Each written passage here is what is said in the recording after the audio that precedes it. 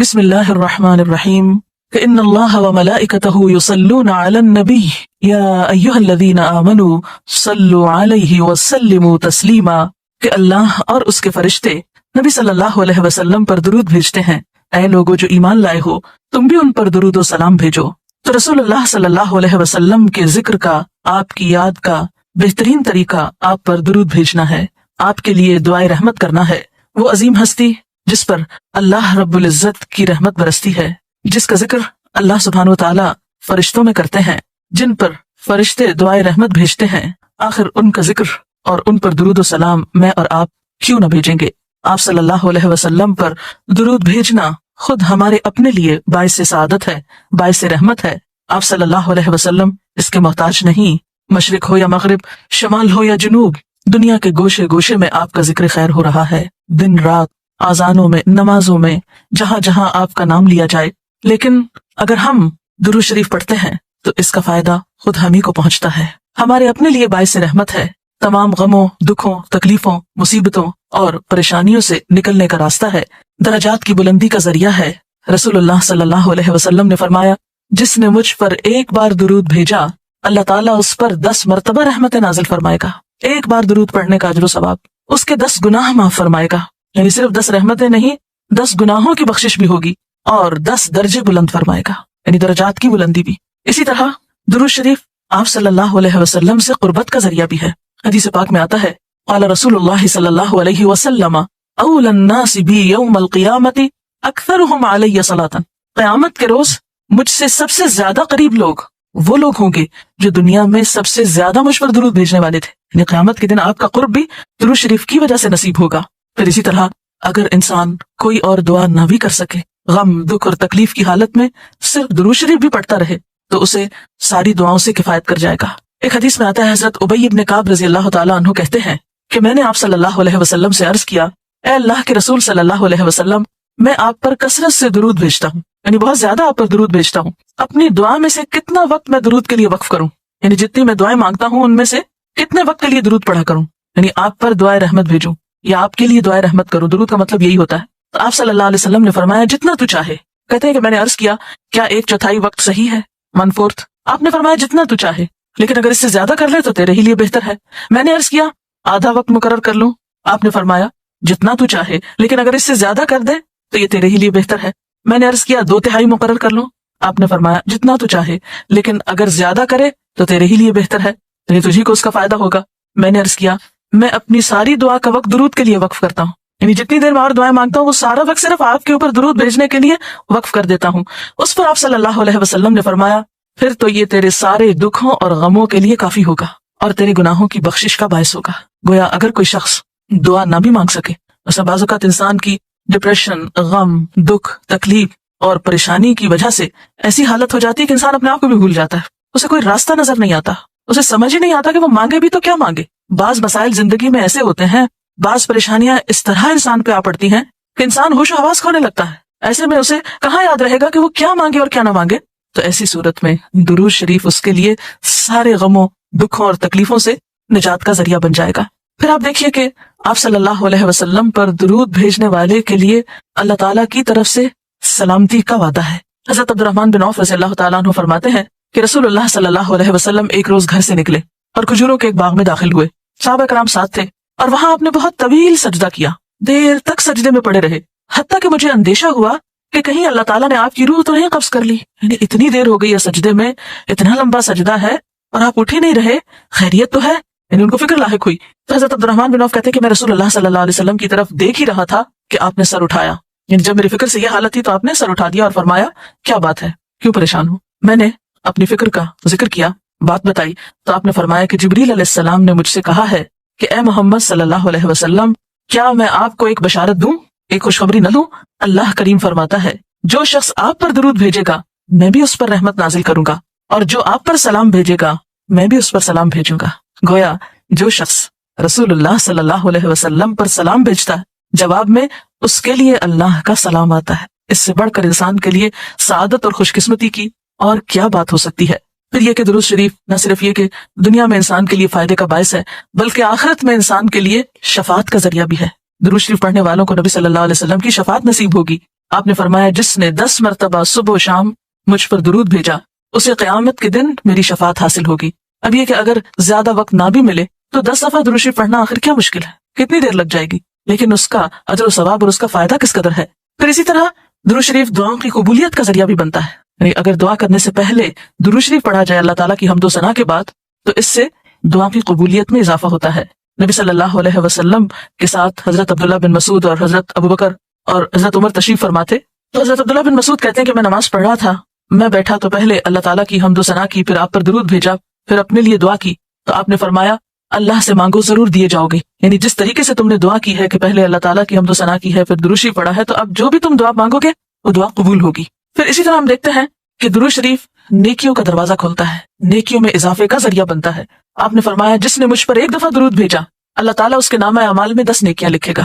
پھر اسی طرح فرشتوں کی دعائیں آتی ہیں اس شخص کے لیے جو درود شریف پڑھتا ہے۔ رسول اللہ صلی اللہ علیہ وسلم نے فرمایا جب تک کوئی مسلمان مجھ پر درود بھیجتا رہتا ہے اس وقت تک فرشتے اس کے لیے دعائیں رحمت کرتے رہتے ہیں، یعنی آپ درود شریف پڑھیں تو فرشتے آپ کے لیے دعا کرنے میں لگ جاتے ہیں، اب جو چاہے کم پڑھے اور جو چاہے زیادہ پڑھے، یعنی کتنی دعائیں چاہیے اس کو۔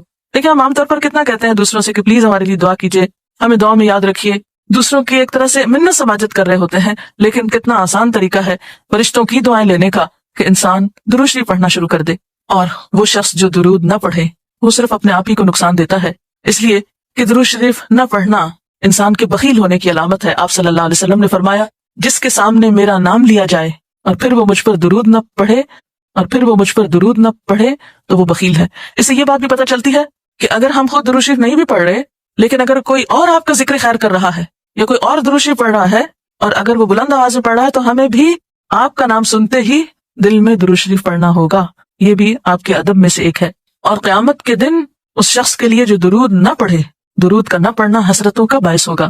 حضرت ابو ہریرہ رضی اللہ تعالیٰ عنہ کہتے ہیں کہ رسول اللہ صلی اللہ علیہ وسلم نے فرمایا جس مجلس میں لوگ اللہ کا ذکر نہ کریں، یعنی اکٹھے ہوئے ہیں دنیا بھر کی باتیں کی لیکن اللہ سبحانہ وتعالیٰ کی کوئی بات نہیں کی، اور نبی صلی اللہ علیہ وسلم پر درود نہ بھیجیں، یعنی نہ تو اللہ کا ذکر کیا اور نہ ہی آپ پر درود بھیجا، وہ مجلس قیامت کے دن انسان کے لیے حسرت کا باعث ہوگی، انسان اس پر پچھتائے گا، خواہ وہ اپنے نیک اعمال کے بدلے میں جنت میں چلا ہی جائے۔ یعنی ایک شخص جنت میں بھی پہنچ گیا لیکن اس کو ایسی مجلسوں پر حسرت ضرور ہوگی جس میں اس نے اللہ کا ذکر اور رسول اللہ صلی اللہ علیہ وسلم پر درود نہ بھیجا ہوگا۔ اور اگر دیکھا جائے تو انسان کے اعمال میں ایسی کوتاہی اور غفلت بسا اوقات جنت سے محرومی کا سبب بھی بن جاتی ہے۔ آپ صلی اللہ علیہ وسلم نے فرمایا جو مجھ پر درود پڑھنا بھول گیا اس نے جنت کا رستہ کھو دیا، یعنی جس نے اتنی غفلت برتی کہ کبھی آپ کا ذکر ہی نہیں کیا اور کبھی آپ کے لیے دعائی نہیں کی اور کبھی آپ کے لیے درود ہی نہیں پڑھا، تو اس نے اپنے لیے کیا کمایا۔ تو ہمارے لیے دن میں بے شمار مواقع ایسے ہوتے ہیں کہ جس میں ہم درود شریف پڑھ سکتے ہیں۔ سب سے پہلا موقع تو خود نماز کا موقع ہے، اس وقت تک نماز مکمل نہیں ہوتی جب تک ہم اس میں درود شریف نہیں پڑھتے۔ پھر اسی طرح عام نمازوں کے علاوہ نماز جنازہ میں بھی درود شریف پڑھا جاتا ہے، پھر اذان کے بعد درود شریف پڑھا جاتا ہے۔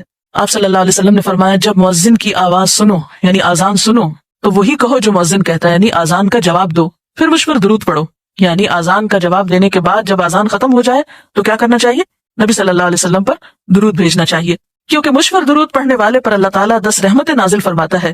اس کے بعد میرے لیے اللہ سے وسیلہ مانگو جو جنت میں ایک مقام ہے جو جنتیوں میں سے صرف کسی ایک ہی کو ملے گا، اور مجھے امید ہے کہ وہ جنتی میں ہی ہوں گا، یعنی آپ صلی اللہ علیہ وسلم ہی کے لیے وہ مقام ہے۔ اور آپ نے یہ بھی فرمایا کہ من سأل اللہ الوسیلہ، جس نے اللہ سے میرے لیے وسیلہ کی دعا کی، یعنی درود شریف کے علاوہ آت محمد الوسیلۃ دعا ہم پڑھتے ہیں، یہ دعا بھی پڑھی جانی چاہیے، تو جس نے یہ دعا پڑھی اس کے لیے میری شفاعت واجب ہو جائے گی، یعنی قیامت کے دن پھر میں اس کے لیے شفاعت کروں گا۔ نمازوں کے علاوہ خاص مواقع کے علاوہ دن میں جب بھی آپ چاہیں درود شریف پڑھ سکتے ہیں، لیکن عام دنوں کے علاوہ جمعے کے دن خصوصی طور پر درود شریف پڑھنے کی تاکید ہے، کیونکہ آپ نے اس کا خود حکم دیا۔ آپ صلی اللہ علیہ وسلم نے فرمایا جمعہ کے روز کثرت سے مجھ پر درود پڑھا کرو، جو آدمی جمعہ کے روز مجھ پر درود بھیجتا ہے وہ میرے سامنے پیش کیا جاتا ہے۔ اسی طرح دعا سے پہلے، دعا کے بعد، پھر جہاں کہیں آپ کا نام لیا جا رہا ہو یا لکھا جا رہا ہو یا کسی بھی طرح آپ کا ذکر آئے وہاں آپ کے لیے درود پڑھنا۔ اسی طرح مسجد میں داخل ہوتے وقت درود شریف پڑھنا، مسجد سے نکلتے وقت درود شریف پڑھنا، پھر نماز سے فارغ ہونے کے بعد درود شریف پڑھنا، یعنی ایک تو نماز کے اندر ہے لیکن نماز سے فراغت کے بعد، پھر اسی طرح ہر مجلس میں آپ پر درود پڑھنا ضروری ہے، پھر اسی طرح صبح و شام کے اوقات میں، یعنی یہ تمام مواقع ایسے مواقع ہیں جس میں آپ درود شریف پڑھ سکتے ہیں۔ اور موقع کوئی ہو یا نہ ہو، دن یا رات کی گھڑیوں میں سے جس گھڑی میں آپ چاہیں، جب چاہیں، چلتے پھرتے کام کاج کرتے، آپ اللہ کے رسول صلی اللہ علیہ وسلم کو یاد کر سکتے ہیں، آپ کے لیے درود اور سلام پڑھ سکتے ہیں۔ اللہ تعالیٰ ہمیں ان لوگوں میں شامل کرے جو کثرت سے آپ پر درود بھیجتے ہیں۔ اس سلسلے میں اگر کوئی آپ کا سوال ہو تو آپ کر سکتے ہیں۔ ڈاکٹر صاحب، رسول اللہ صلی اللہ علیہ وسلم پر درود شریف پڑھنے کے لیے کیا وضو کا ہونا لازمی ہے؟ وضو کی شرط نماز اور طواف کے لیے ہے۔ یہ دو کام وضو کے بغیر نہیں ہو سکتے، یعنی اگر کوئی وضو کے بغیر نماز پڑھے گا تو اس کی نماز نہیں ہوگی، یعنی نماز قبول نہیں ہوگی۔ اسی طرح خانہ کعبہ کا طواف کرنے کے لیے وضو شرط ہے، لیکن اس کے علاوہ باقی نیکی کے کاموں کو کرنے کے لیے اور عام حالات میں بھی باوضو رہنا بہت فضیلت کی بات ہے۔ لیکن مثلاً اگر آپ قرآن پاک پڑھ رہے ہیں اور آپ کا وضو نہیں ہے تو وہ وضو کا نہ ہونا تلاوت میں خلل انداز نہیں ہوگا، یہ نہیں کہ آپ کی تلاوت قبول نہیں ہوگی، آپ کو جو بھی صورت یاد ہے آپ پڑھ سکتے ہیں۔ اسی طرح اگر قرآن پاک بغیر وضو کے آپ اپنی زبان سے پڑھ سکتے ہیں تو درود شریف بھی پڑھ سکتے ہیں، اس میں کوئی شرط نہیں ہے۔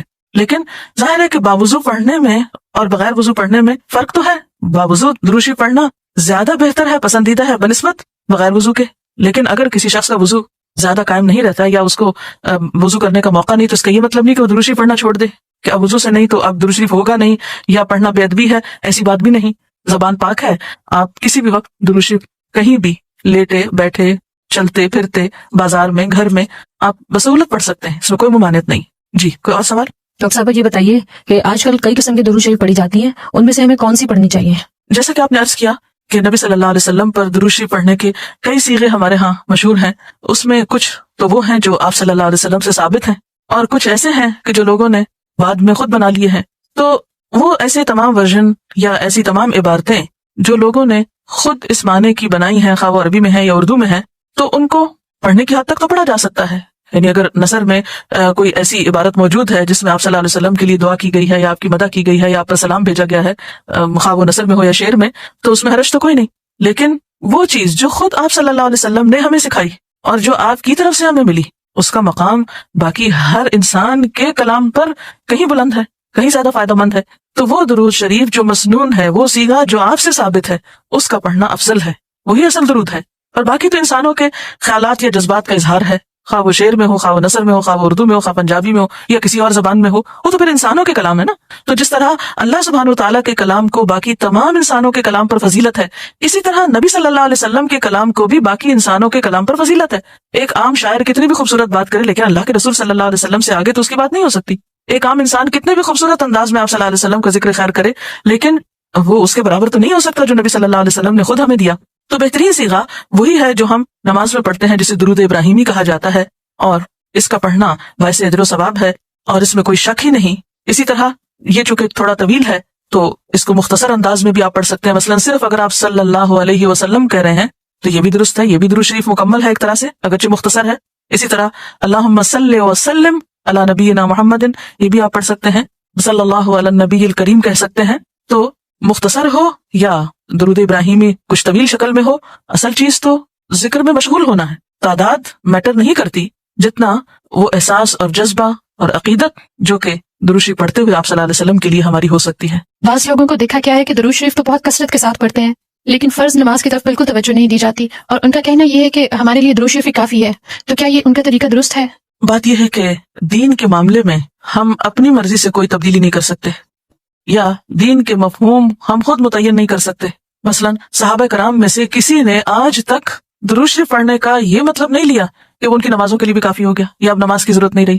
نماز تو فرض ہے، سب سے پہلا حساب قیامت کے دن نماز ہی کا ہوگا، حقوق اللہ میں سے سب سے پہلا حق نماز ہے۔